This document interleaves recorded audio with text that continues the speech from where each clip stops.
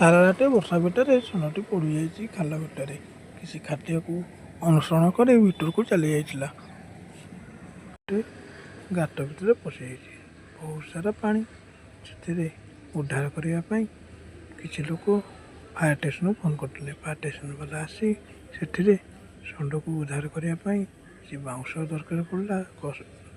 ରଶି ସାହାଯ୍ୟରେ ତା ମୁଣ୍ଡକୁ ବାନ୍ଧିବା ପାଇଁ ଚେଷ୍ଟା କଲେ। ବହୁତ ସାରା ଲୋକ ଦେଖି ଷଣ୍ଢଟା କେମିତି ଉଦ୍ଧାର ପାଉ ବୋଲି ସମସ୍ତେ ମନ ଦୃଢ଼ରେ ଠିଆ ହୋଇ ଦେଖୁଥିଲେ। ଶେଷରେ ସେମାନେ ଷଣ୍ଢର ବେକରେ ଦଉଡ଼ା ଗଳାଇ ତାକୁ ଭିଡ଼ିବା ପାଇଁ ଚେଷ୍ଟା କଲେ। ଭିଡ଼େଇକି ଷଣ୍ଢଟି ଉପରକୁ ପଳାଇ ଆସିଲା ପରେ ଆଲର୍ଜିଆ ହେଇ ପଡ଼ିଲା। ତାପରେ ମୋର ଭାଇ ଜଣେ ତାକୁ ଉଦ୍ଧାର କରି କି କଷ୍ଟ। ଜଣେ ଭାଇଟାକୁ ଆଉଁସି ଦେଲେ, କହିଲେ ବାବା ଉଠିଯାଅ। ଆଉଁସିବା ପରେ ଷଣ୍ଢଟି ସେ ଆତ୍ମହତ୍ୟା ହେଲା। ତାପରେ ଏତେ ସାରା ଲୋକ ଦେଖି ଭୟ କରିଯାଇଥିଲା।